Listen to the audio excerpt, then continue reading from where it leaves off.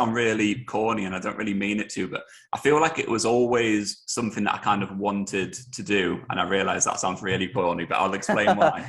Sounds cornier out loud. It was my dream. No, it wasn't really. It was yeah, it was something where, because they were kind of the first years that I had my season ticket, I think they're just their memories, and obviously it's because of the other heights that we sort of reached in that 3-year period in terms of reaching the Carling Cup final and getting into Europe and doing all of that sort of thing. But I think because they were the first few years that I had my season ticket, like the memories of that era just kind of, they're so like vivid in my mind, sort of thing. I kind of I automatically remember the matches, even the most mundane ones during that period. I remember them so much more than I remember any match that I've been to in the time since, because ultimately over time they just kind of all end up blending into one. But it was just a time period where I have such fond memories, because I had that personal excitement of going to those matches. But obviously, because it was the most successful time in Middlesbrough's history, it was a time that everyone sort of looks back on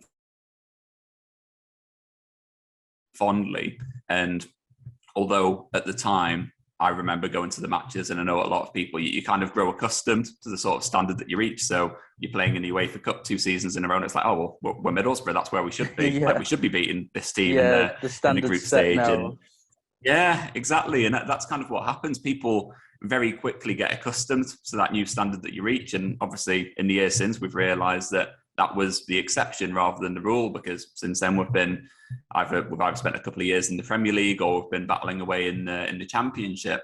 And I think just over the years that have gone since then, it's just a time period that I think Middlesbrough fans almost like needed to be reminded of such a wonderful time to kind of like support the club, because although we've had success and stuff since, it's been a bit of a slog, hasn't it, in the Championship? It gets a little bit difficult to not to support them, but to kind of like remain as enthusiastic and be excited about going to a match on a Saturday when you're playing Luton Town 3 o'clock on a Saturday kind of thing. And it was just something that I wanted to do. It kind of coincided with lockdown and stuff as well. I had a bit more time on my hands like everyone else did. And it just kind of seemed like the ideal time to sort of throw myself into it. And yeah, it was a really, if nothing else, even if the book tanks and no one buys it and all that sort of thing, it was just a really enjoyable thing to like throw myself into during that time, and getting to speak to people who were involved in the club during that time period. I just personally found it fascinating, and yeah, I just kind of wanted to share that with everyone, really.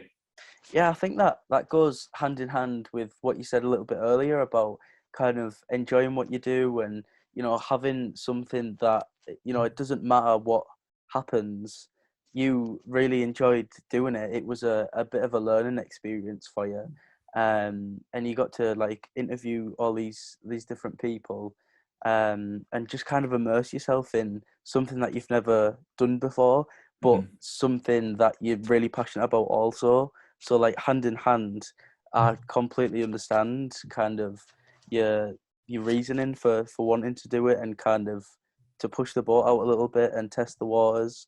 And I think it's brilliant. And well, I think I speak for many people. I think we're all glad that you did it, because I think for me it was really of the club's history. So to be able to kind of relive that through your book, and what people have said, through your interviews, with plenty of different players, plenty of different writers that were around then as well, to be able to kind of relive that moment and kind of see it in a different light and kind of play it in your head. So obviously we've all watched it back and seen it, but kind of watching it then and then seeing it from so many different perspectives, like throughout the book, to go hand in hand, just it pairs it all beautifully. So yeah, no, we really thank you for that.